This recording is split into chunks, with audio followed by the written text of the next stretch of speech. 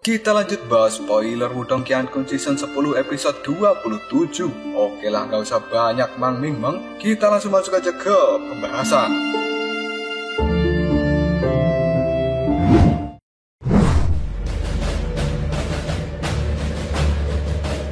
Suasana air di Sungai Pil ini tiba-tiba mendidih, dan banyak gelombang besar segera naik dan juga bergejolak. Keributan yang terjadi di Sungai Pil ini menarik banyak perhatian dari orang-orang untuk segera terfokus pada tempat itu.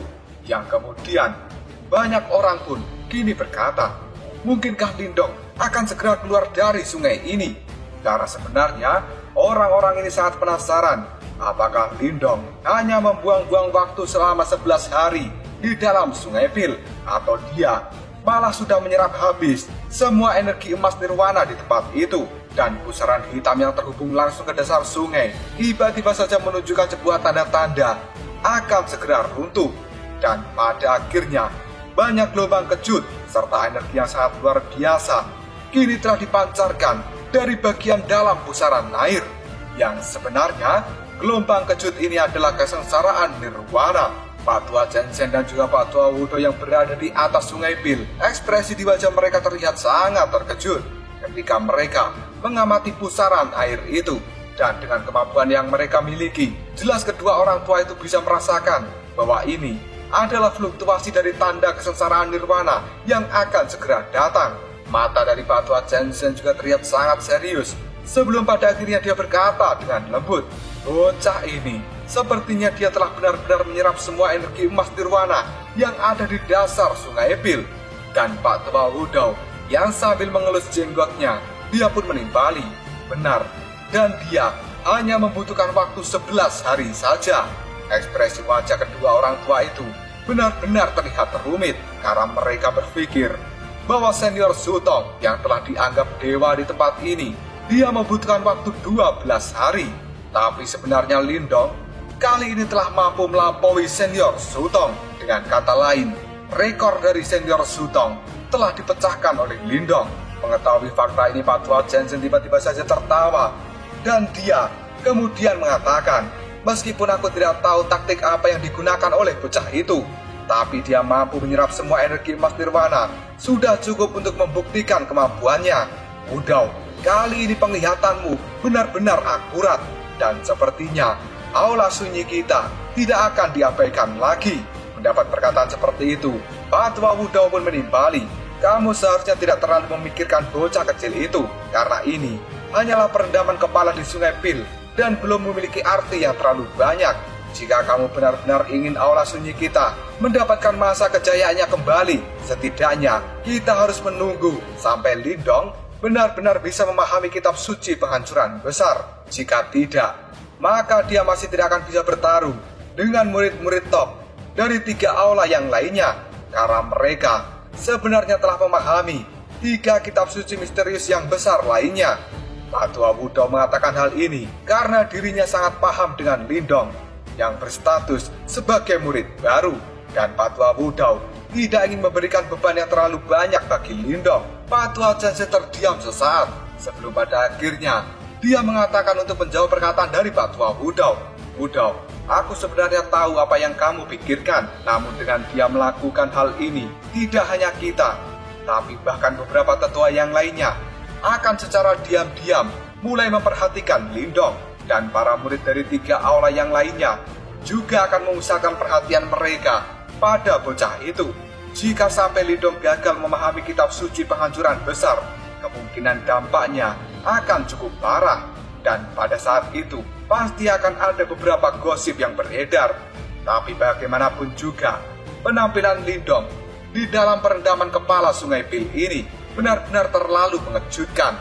Pak Tua Wudou pun mengangguk, yang kemudian dia berkata pada Pak Tua Jensen, kita lihat saja, masih ada waktu 3 bulan yang tersisa sebelum kompetisi tahunan dari aula sunyi kita. Pada saat ini hanya Pang Tong dan 3 murid lain yang memenuhi syarat untuk mempelajari kitab suci penghancuran besar. Jika Lindong ingin mendapatkan kualifikasi yang sama, maka dia juga harus bisa melampaui 4 senior yang lainnya. Dan apalagi keempat senior itu bukanlah individu biasa. karena mereka juga pasti tidak ingin diremehkan oleh seorang junior. Maka dari itu, kemungkinan besar mereka tidak akan membiarkan Lindong untuk lewat begitu saja. Karena setelah insiden hari ini, pasti semua murid yang ada di sektor Dao, mereka akan segera mengenal nama dari Lindong. Dan lagi pula, satu-satunya orang yang bisa mendapatkan hasil yang sama persis dengan Lindong hari ini selama bertahun-tahun hanyalah senior Shoutong. Dan orang itu telah dianggap sebagai dewa oleh para murid dari sektor Dao. Dan mulai hari ini, kemungkinan banyak murid itu akan langsung membandingkan Lindong dengan senior Shoutong. Di sisi lain, itu juga berarti akan memberikan beban yang berat pada Lindong. Apakah pada akhirnya Lindong akan bisa melampaui senior Shoutong atau tidak? Itu semua tergantung dengan kemampuannya. Jika sampai Lindong gagal melampaui senior Shoutong, maka hal itu akan menjadi pukulan yang besar bagi pelatihan Lindong di tempat ini. Bahkan Pak Tua Wudou sendiri tidak tahu apakah masalah ini bermanfaat bagi Lindong atau tidak. Tapi yang jelas, Pak Tua Wudou sangat sadar bahwa Lindong memiliki potensi yang luar biasa. Dan beban berat yang harus dia tanggung adalah melampaui iblis jenius yang pernah mengguncang seluruh wilayah Xuan Timur.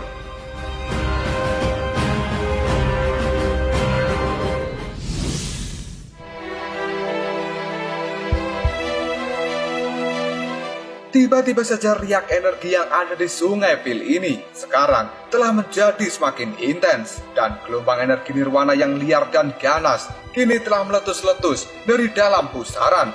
Hal itu membuat para murid menyadari bahwa sebenarnya itu adalah kesengsaraan nirwana. Ekspresi wajah para murid ini segera berubah, yang kemudian dia mengatakan, ini adalah kesengsaraan nirwana.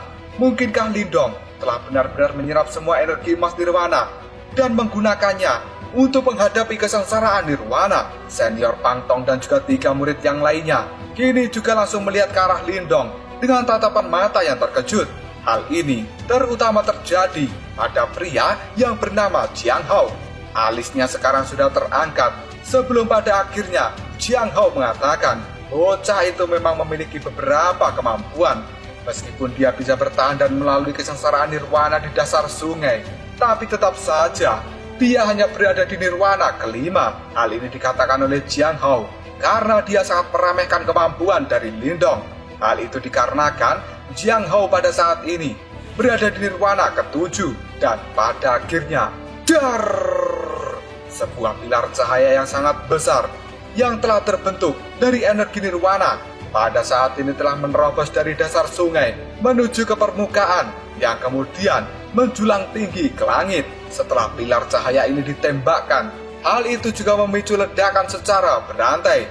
Dari pilar-pilar cahaya ini, semua orang bisa merasakan sebuah energi nirwana yang sangat liar dan kejam, serta panas api yang samar-samar bercampur di dalamnya. Dan itu membuat semua orang tahu jika Lindong memang benar-benar telah mengalami kesengsaraan nirwana. Ketika melihat fakta ini, banyak orang kemudian mengatakan, aku ingin tahu apakah orang itu benar-benar mampu mengalami kesengsaraan nirwana atau tidak. Jika sampai dia gagal, maka ini akan menjadi sebuah lelucon. Ketika permukaan Sungai Pil ini bergejolak, di sisi lain, pusaran air yang ada di permukaan juga menjadi semakin kecil, yang pada akhirnya hanya menyisakan sebuah lubang seperti terowongan yang tingginya 10 kaki saja. Mata cantik dari Ying Xiaoxiao yang pada saat ini berdiri di puncak gunung yang jauh, dia pun kemudian berkata, Lindong, dia akan segera keluar. Mendengar kata-kata dari kakaknya, Ying Huan-Huan yang ada di samping Ying Xiaoxiao segera melihat pada tempat Lindong berada. Dan benar saja, tiba-tiba saja cahaya keemasan yang terang pada saat ini segera meletus dan keluar dari pusaran air yang akan segera menghilang. Dan setelah itu, cahaya keemasan ini melesat tinggi menuju langit. Bahkan riak yang sangat mengejutkan juga langsung menyapu seluruh tempat ini akibat kedatangan cahaya emas itu. Mata semua orang kini telah terfokus pada cahaya keemasan karena mereka melihat sosok yang sedang mengaum di langit, di mana aumannya sendiri sebenarnya memiliki energi nirwana yang sangat kuat yang kemudian menyebar ke seluruh tempat ini. Beberapa saat kemudian cahaya keemasan segera tersebar, dan setelah itu sosok muda yang kurus, kini telah muncul dalam pandangan semua orang. Di tubuh pemuda itu sendiri ada cahaya keemasan yang berkilau dengan terang. Dan jika dilihat dari kejauhan, cahaya itu tampak sangat luar biasa. Selain itu, banyak orang bisa merasakan sebuah tekanan dari dalam cahaya keemasan. Tiba-tiba saja mata dari Pang Tong sedikit menyipit, yang kemudian dia berkata, apakah itu adalah energi roh Yuan? Karena pada saat ini Pang Tong berada di nirwana ke-7, maka secara otomatis kekuatan Yuan di dalam tubuhnya juga telah membentuk energi roh Yuan. Maka dari itu, dia akan secara alami bisa merasakan riak yang dipancarkan dari cahaya keemasan yang ada di tubuh Lindong. Dan bahkan Pang Tong sendiri pada saat ini merasa sedikit takut karena energi roh Yuan yang ada di tubuh Lindong tampaknya lebih kuat dari milik Pang Tong.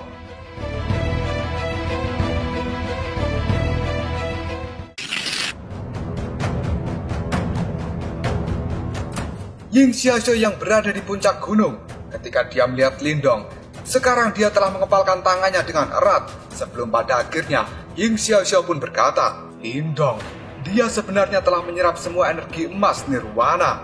Dan pada saat ini tidak ada keraguan lagi dengan kekuatan nirwana kelima.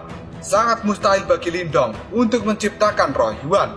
Oleh karena itu, hanya ada satu penjelasan kenapa tubuh dari Lindong bisa memancarkan energi dari roh Yuan.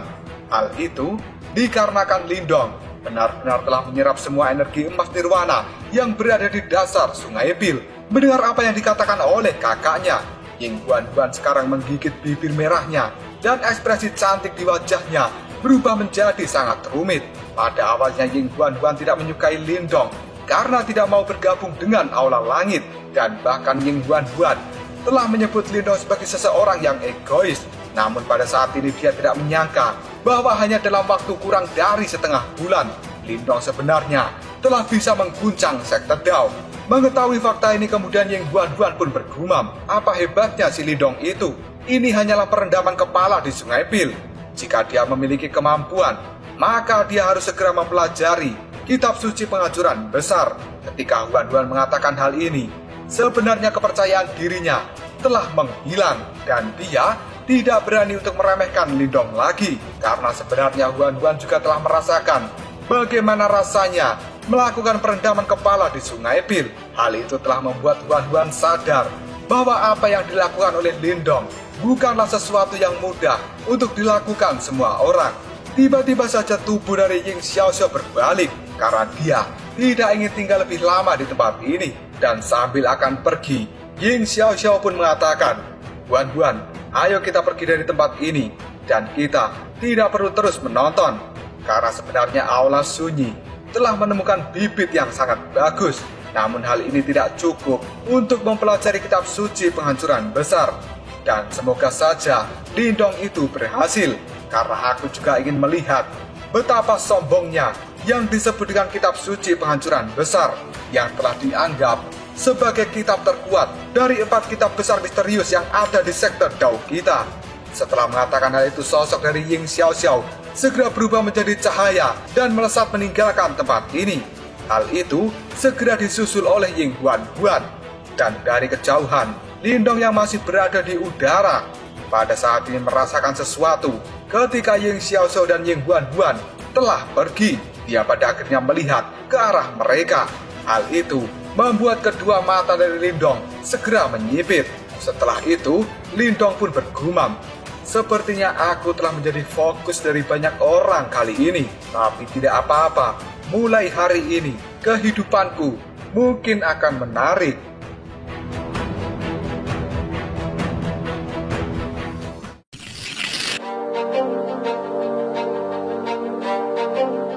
Cahaya keemasan yang melonjak di sekitar tubuh Lindong, yang pada saat ini masih berada di langit, secara bertahap telah ditarik, dan tekanan yang tajam secara perlahan juga telah menghilang. Setelah itu, Lindong pun turun dari langit, dan dia mendarat di panggung pelatihan. Dengan cepat kelompok dari Moling pada saat ini mendatangi Lindong dengan wajah yang bergembira. Lindong, selamat, kamu telah berhasil menjalani kesengsaraan nirwana. Mendengar ucapan selamat dari Moling dan juga yang lainnya itu, Lindong pun hanya tersenyum. Dan kemudian matanya menyapu ke seluruh tempat ini, karena sekarang Lindong tidak melihat keberadaan dari Xiao Diao dan juga Xiao Yan. Yang setelah itu, Lindong pun bertanya, "Moling, di mana Xiao Diao dan Xiao Yan?" Mendapat pertanyaan dari Lindong, pada akhirnya Moling pun mengatakan, "Lindong, mereka telah pergi dari sektor Dao 3 hari yang lalu, tapi Lin Diao memberitahuku supaya aku menyerahkan barang ini padamu." Moling mengatakan hal ini sambil mengulurkan tangannya, dan di dalam genggaman tangan dari Moling ada bola berwarna emas yang memiliki jejak aura spiritual dari iblis Martin Langit. Yang kemudian Lindong pun mengambil bola dengan cahaya keemasan sebelum pada akhirnya dia berkata, "Ternyata mereka telah pergi ya." Dan ketika menggenggam cahaya keemasan ini, sebuah sosok yang buram tiba-tiba saja pada saat ini muncul di dalam benak Lindong. Dan itu adalah wujud ilusi dari Xiao Diao. Di dalam pikiran Lindong, Xiao Diao pada saat ini memberikan sebuah pesan, "Lindong, aku akan membawa Xiao Yan untuk pergi dari tempat ini karena ada tempat di wilayah Suan Timur yang sangat bermanfaat untuk pelatihannya. Dan kemungkinan kamu akan cukup aman di dalam sektor Dao ini. Maka dari itu, aku bisa pergi dengan perasaan yang tenang. Setelah aku menyelesaikan pelatihan dari Xiao Yan, maka aku akan segera membawanya kembali. Selain itu, aku juga bisa memanfaatkan waktu ini untuk memulihkan kekuatanku. Karena di masa depan nanti, aku merasa akan ada masalah yang besar yang akan segera mendatangi kita." Pada saat mengatakan hal ini, wajah dari Xiao Diao terlihat sangat serius dan niat membunuh yang luar biasa juga terpampang dari wajahnya itu. Hal ini membuat Lindong sadar bahwa Xiao Diao tidak akan pernah melupakan dendam di masa lalunya, karena sebelumnya Xiao Diao adalah pemilik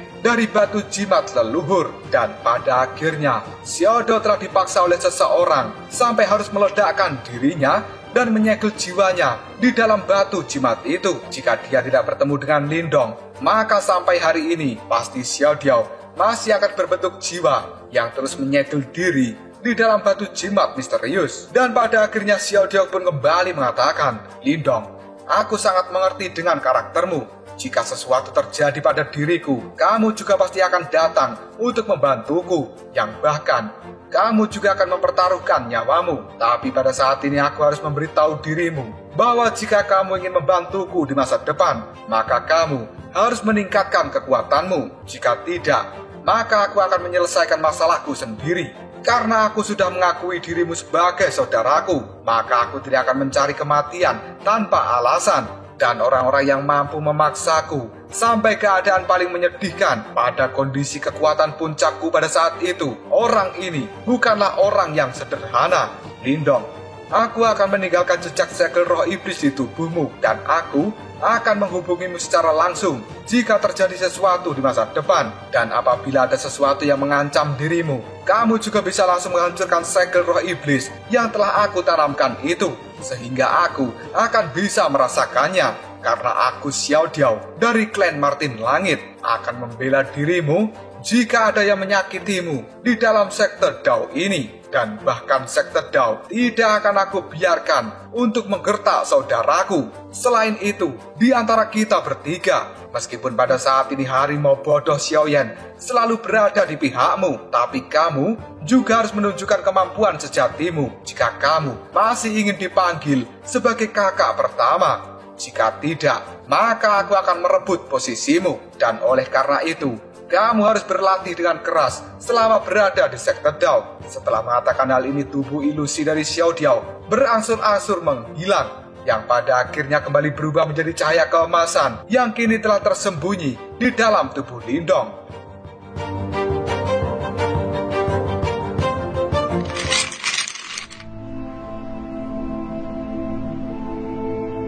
Mendapatkan pesan dari Xiao Diao, tiba-tiba saja Lindong tersenyum. Dia mengepalkan tinjunya.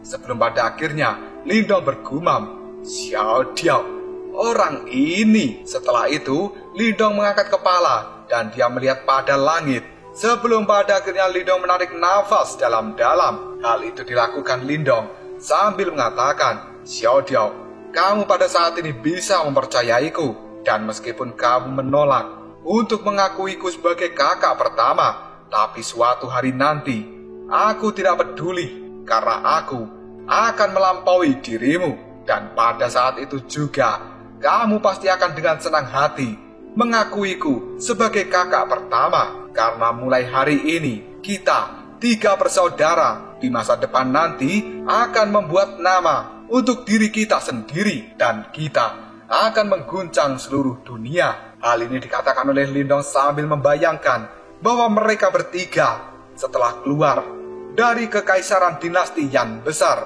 sebenarnya mereka hanya memiliki kekuatan yang dianggap seperti semut oleh banyak orang.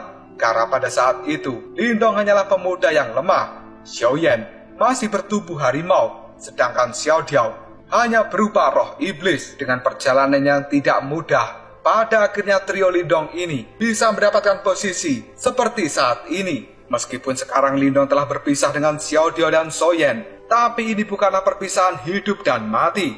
Karena dengan kekuatannya sendiri, sekarang Lindong telah bisa melindungi dirinya sendiri. Yang bahkan Lindong juga tidak khawatir dengan keselamatan Xiaoyan dan Xiao Diao. Karena pada saat ini, Xiao Diao telah memiliki tubuh fisik dari iblis Martin Langitnya. Dan tidak diragukan lagi, bahkan kemampuan dari Xiao Diao sebenarnya telah setara dengan tahap kehidupan misterius, di mana kekuatan itu adalah sesuatu yang dianggap kekuatan tingkat atas di wilayah Suan Timur ini. Selama tidak terjadi insiden yang tidak terduga, maka Xiao Diao dan juga Xiaoyan akan baik-baik saja. Dan satu hal yang akan dilakukan oleh Lindong di sekte Dao ini adalah berhasil mempelajari kitab suci penghancuran besar.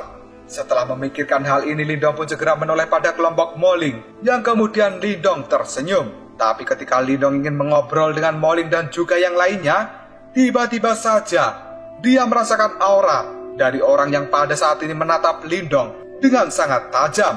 Hal ini membuat Lindong segera mengangkat alisnya dan segera menoleh pada aura yang terpancar dari orang yang menatap tajam Lindong saat ini, yang ternyata itu berasal dari seorang pria yang memakai baju berwarna merah. Meskipun pria itu tidak melakukan apapun, tapi tatapan matanya telah memberikan tekanan yang besar pada Lindong saat ini. Dan di belakang pria itu, Lindong melihat sosok dari Tong Chuan. Ketika memperhatikan gerak-gerik dari Lindong, tiba-tiba saja Moling yang ada di samping Lindong, kini dia mengatakan, "Lindong, keributan yang kamu sebabkan kali ini benar-benar sangat besar. Bahkan 4 murid langsung senior dari Aula Sunyi juga telah datang ke tempat ini. Pemuda berbaju merah itu adalah Jiang Hao, dan dia adalah orang yang sangat terkenal. Selain itu, dia sangat protektif terhadap orang-orang terdekatnya. Dan Tong Chuan sebenarnya berasal dari kelompok Jiang Hao ini. Lindong, kamu harus berhati-hati." Mendapat perkataan seperti itu dari Moling, Lindong sekarang menganggukkan kepalanya karena Lindong juga mengerti bahwa para murid di Aula Sunyi ini sebenarnya juga telah terbagi menjadi beberapa kelompok. Dan sangat jelas kelompok-kelompok yang kuat itu sebenarnya telah dipimpin oleh 4 murid langsung senior yang dianggap sebagai orang terkuat dari Aula Sunyi ini. Dan karena Lindong telah menyerobot perendaman kepala yang harusnya didapatkan oleh Tong Chuan, maka secara otomatis hal itu akan membuat Jiang Hao sebagai orang yang berdiri di depan Tong Chuan merasa tidak senang. Dan persaingan seperti ini adalah sesuatu yang tidak pernah bisa diabaikan dimanapun tempatnya.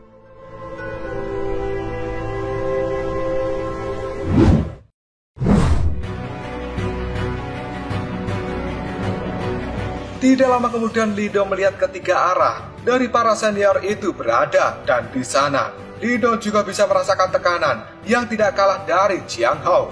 Sebelum pada akhirnya Lindong menebak-nebak bahwa sebenarnya mereka berempat telah berada di Nirwana ke-7, dan mereka adalah murid paling menonjol di Aula Sunyi ini. Lindong pun merasa bahwa keempat murid langsung senior ini memang bukanlah individu yang biasa.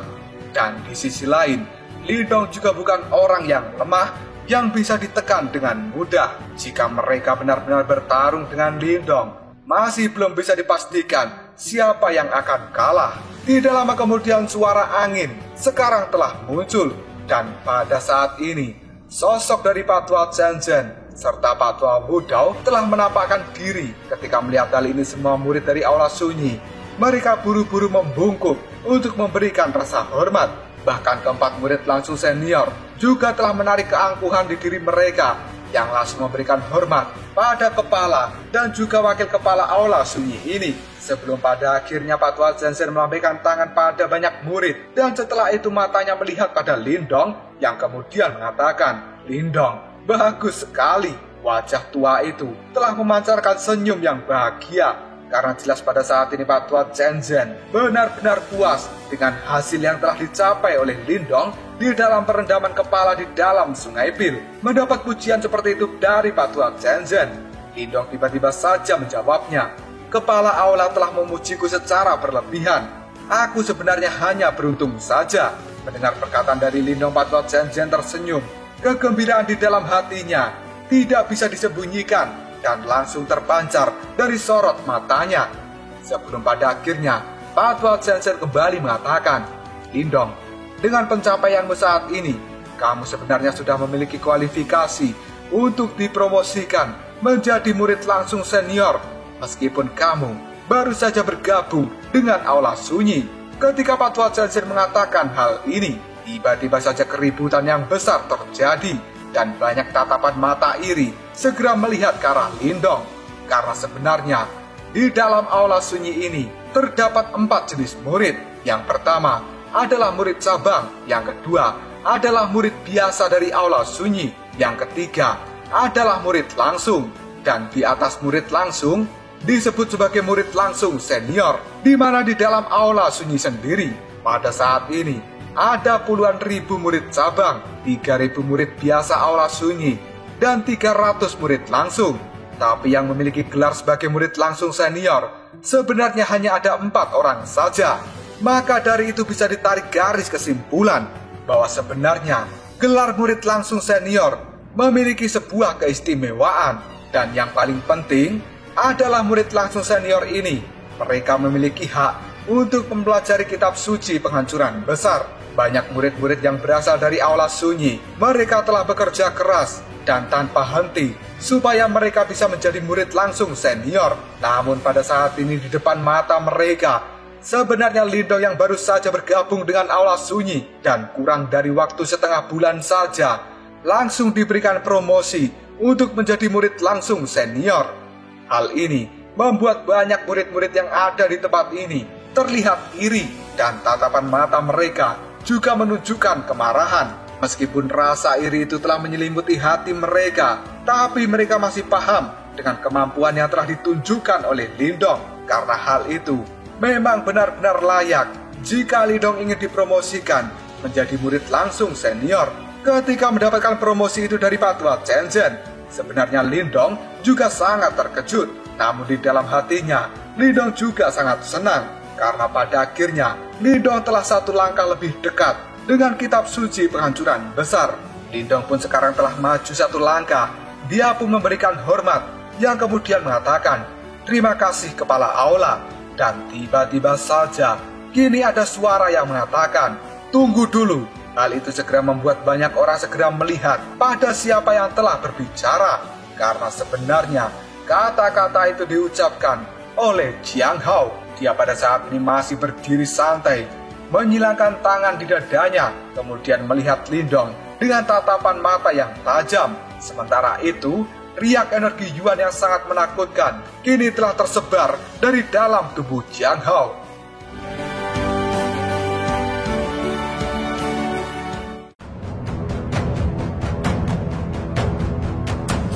Lalu apakah yang akan terjadi selanjutnya? Kenapa Jiang Hao menolak jika Lindong dipromosikan menjadi murid langsung senior? Apakah hal ini akan membuat Lindong marah yang pada akhirnya bertarung dengan Jiang Hao? Jika kalian penasaran, tunggu aja jawabannya di next video. Ngobrol sob.